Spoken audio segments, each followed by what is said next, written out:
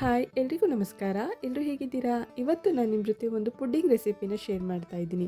ತುಂಬ ಈಸಿಯಾಗಿ ಮಾಡ್ಕೊಬೋದು. ಹಾಗೆಯೇ ಟೈಮು ಕೂಡ ತುಂಬ ಇಲ್ಲ. ಒಂದು 5 ನಿಮಿಷದೊಳಗಾಗಿ ಇದನ್ನು ಮಾಡ್ಕೊಬೋದು.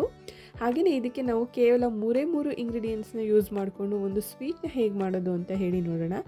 ಯಾರೆಲ್ಲ ನನ್ನ ಚಾನಲ್ನ ಹೊಸದಾಗಿ ನೋಡ್ತಾ ಇದ್ದೀರಾ, ನನ್ನ ಚಾನಲ್ನ ಸಬ್ಸ್ಕ್ರೈಬ್ ಮಾಡ್ಕೊಳ್ಳಿ. ಹಾಗೆಯೇ ಈ ರೆಸಿಪಿ ನಿಮ್ಗೆ ಇಷ್ಟ ಆಗಿದ್ರೆ ಈ ರೆಸಿಪಿನ ನೀವು ಕೂಡ ಮನೆಯಲ್ಲಿ ಟ್ರೈ ಮಾಡಿ. ಹಾಗಾದರೆ ಹೇಗೆ ಮಾಡೋದು ಅಂತ ಹೇಳಿ ನೋಡೋಣ. ಇದನ್ನು ಮಾಡೋದಕ್ಕೆ ನಾನಿಲ್ಲಿ 1 ಕಪ್ಪಷ್ಟು ಸಕ್ಕರೆನ ನಾನು ಪೌಡ್ರ್ ಮಾಡ್ಕೊತಾ ಇದ್ದೀನಿ. ಈ ಸಕ್ಕರೆನ ನಾವು ಹಾಗೇ ಹಾಕ್ಬೋದು. ಅದೇ ಸ್ವಲ್ಪ ಕರಗೋದಕ್ಕೆ ಟೈಮ್ ಆಗೋದ್ರಿಂದ ನಾನಿಲ್ಲಿ ಪೌಡ್ರ್ ಮಾಡಿ ಇಟ್ಕೊತಾ ಇದ್ದೀನಿ.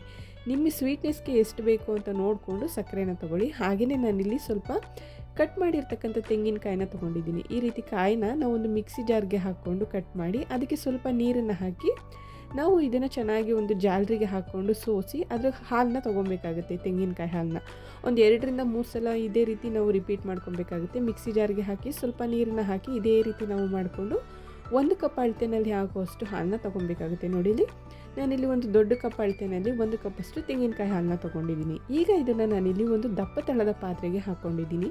ಈ ರೀತಿ ಪಾತ್ರೆಗೆ ಹಾಕ್ಕೊಂಡು ಇದಕ್ಕೆ ನಾನಿಲ್ಲಿ 1 ಸ್ಪೂನಷ್ಟು ಕಾರ್ನ್ಫ್ಲೋರ್ನ ಯೂಸ್ ಮಾಡ್ತಾಯಿದ್ದೀನಿ.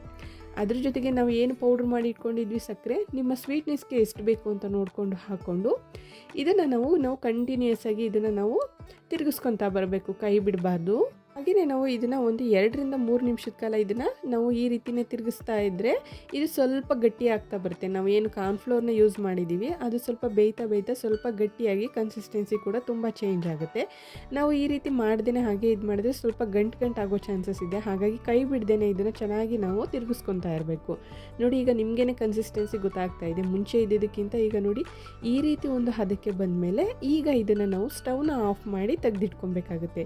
ಇದನ್ನು ನೀವು ಬೇಕಾದ್ರೆ ಒಂದು ಬೌಲ್ಗೆ ಕೂಡ ಟ್ರಾನ್ಸ್ಫರ್ ಮಾಡ್ಕೊಬೋದು. ಆದರೆ ನಾನಿಲ್ಲಿ ಒಂದು 3-4 ಬೌಲ್ನ ತೊಗೊಂಡು ಇದಕ್ಕೆ ನಾನು ಹಾಕ್ಕೊತಾ ಇದ್ದೀನಿ. ಈ ರೀತಿ ಎಲ್ಲನೂ ಹಾಕ್ಕೊಂಡಾದಮೇಲೆ ಇದನ್ನು ಒಂದು ರೂಮ್ ಟೆಂಪ್ರೇಚರ್ನಲ್ಲಿ ಒಂದು 20 ನಿಮಿಷ ಇದನ್ನು ಚೆನ್ನಾಗಿ ಆರೋದಕ್ಕೆ ಬಿಟ್ಟರೆ ರುಚಿಯಾಗಿರ್ತಕ್ಕಂಥ ಒಂದು ತೆಂಗಿನಕಾಯಿ ಹಾಲಿನಲ್ಲಿ ಮಾಡಿರ್ತಕ್ಕಂಥ ಒಂದು ಪುಡ್ಡಿಂಗ್ ರೆಡಿ ಆಗುತ್ತೆ. ನೀವು ಕೂಡ ಈ ರೆಸಿಪಿನ ತಪ್ಪದೆ ಮನೆಯಲ್ಲಿ ಟ್ರೈ ಮಾಡಿ. ಮಾಡೋದಂತೂ ತುಂಬಾ ಈಸಿ. ನೋಡಿ ಹೇಗೆ ಜೆಲ್ಲಿ ಥರ ಇದೆ ಅಂತ ಹೇಳಿ. ಐ ಹೋಪ್ ನಿಮಗೆ ಈ ವಿಡಿಯೋ ಇಷ್ಟ ಆಗಿದೆ ಅಂತ ಹೇಳಿ ಭಾವಿಸ್ತೀನಿ. ಈ ವಿಡಿಯೋ ಇಷ್ಟ ಆಗಿದರೆ ಈ ವಿಡಿಯೋಗೆ ಲೈಕ್ ಮಾಡಿ, ಶೇರ್ ಮಾಡಿ, ಹಾಗೆಯೇ ಹೇಗಿತ್ತು ಅಂತ ಹೇಳಿ ಕಮೆಂಟ್ ಮಾಡಿ. ಯಾರೆಲ್ಲ ನನ್ನ ಚಾನಲ್ನ ಸಬ್ಸ್ಕ್ರೈಬ್ ಆಗಿಲ್ಲ, ಸಬ್ಸ್ಕ್ರೈಬ್ ಮಾಡಿ.